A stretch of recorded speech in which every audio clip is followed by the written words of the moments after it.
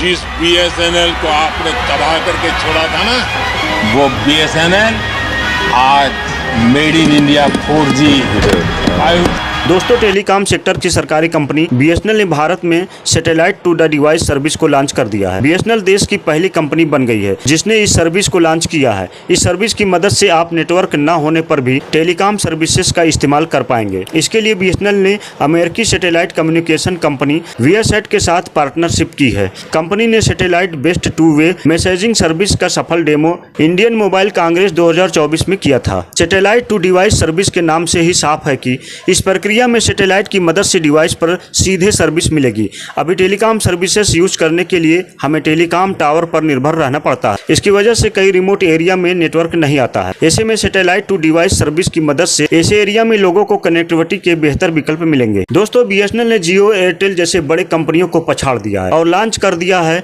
भारत की पहली satellite to device service. BSNL ने भारत में सैटेलाइट टू डिवाइस को लॉन्च कर दिया है। यह देश की पहली सैटेलाइट टू डिवाइस सर्विस है। कंपनी ने इसे अमेरिकी सैटेलाइट कम्युनिकेशन कंपनी वीएसएट के साथ मिलकर लॉन्च किया है। इस सर्विस की मदद से रिमोट एरिया में भी लोगों को आसानी से कनेक्टिविटी मिलेगी। वे भारत में बीएसएनएल समेत दूसरी कंपनियों के साथ मिलकर काम कर रहे हैं जिससे सैटेलाइट सर्विसेज का कंज्यूमर्स और आईओटी डिवाइसेस तक विस्तार किया जा सकेगा। दोस्तों, ट्रायल में वीएसएट ने टू वे कम्युनिकेशन और इमरजेंसी एसओएस मैसेजिंग सर्विसेज का डेमो दिखाया था। इसके जरिए 36,000 किलोमीटर दूर वीएसएट के एल बैंड सैटेलाइट को मैसेज भेजा गया था। डायरेक्ट टू डिवाइस कनेक्टिविटी एक नई टेक्नोलॉजी है जो मोबाइल, स्मार्ट वॉच, कार के साथ ही टेरेस्ट्रियल और सैटेलाइट नेटवर्क से कनेक्ट रह सकेंगे। इस सर्विस के जरिए बीएसएनएल दूसरी टेलीकॉम कंपनियों से एकदम आगे जरूर निकल जाएगा। दोस्तों, सरकारी दूरसंचार कंपनी बीएसएनएल ने अपनी नेशनल वाईफाई रोमिंग शुरू की है जिसकी मदद से BSNL fibre to the home users पूरे भारत में कहीं भी बीएसएनएल के नेटवर्क से कनेक्ट कर सकते हैं। अभी तक बीएसएनएल के fibre to the home users केवल अपने राउटर के रेंज के भीतर ही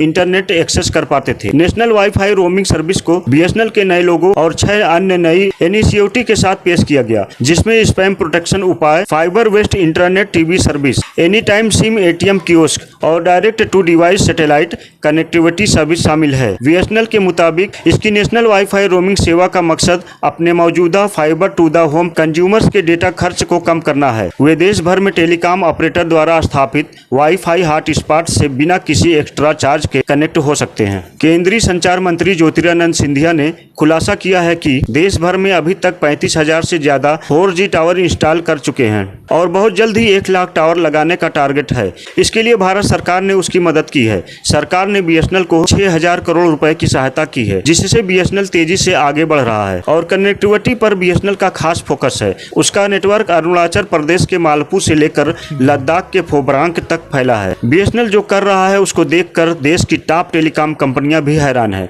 जियो, एयरटेल और बीआई जैसी बड़ी कंपनियों ने हाल ही में अपने दाम बढ़ा दिए थे। इससे बहुत कुछ अजीब हुआ है। बहुत से लोग बीएसएनएल की तरफ भाग रहे हैं क्योंकि इसके दाम काफी कम है और अच्छी सेवा है। TRAI के आंकड़े दिखाते हैं कि बीएसएनएल ने जुलाई 2024 में ही 30 लाख नए ग्राहक बना लिए हैं जबकि बाकी कंपनियों के ग्राहक घट रहे हैं। बीएसएनएल के 4G नेटवर्क पूरे देश में फैल रहा है लेकिन सवाल यह है कि क्या जियो इसका मुकाबला कर पाएगा। बीएसएनएल दूरसंचार क्षेत्र बहुत तेजी से बढ़ रहा है। मुकेश अंबानी का अगला कदम केवल जियो के भविष्य को लेकर भारत में दूरसंचार के भविष्य को भी तय कर सकता है क्योंकि बीएसएनएल कनेक्टिविटी के मामले में बहुत आगे बढ़ रहा है। और दोस्तों, बीएसएनएल ने एक बड़ी पहल की है जिसमें लद्दाख के दूर दराज के इलाकों में अपने 4G नेटवर्क को 14,500 से भी ऊंचाई तक पहुंचाया जा रहा है। यह महत्वाकांक्षी प्रोजेक्ट न केवल पहले से अलग थलग इलाकों को जोड़ रहा है बल्कि इंडस्ट्री के बड़े खिलाड़ी मुकेश अंबानी की रिलायंस जियो को भी टक्कर दे रहा है जो अपनी अग्रेसिव मार्केट स्ट्रेटेजी के लिए मशहूर है। सरकार से 6,000 करोड़ रुपए की मदद मिलने के बाद बीएसएनएल ने मुकेश अंबानी की टेंशन बढ़ा दी है।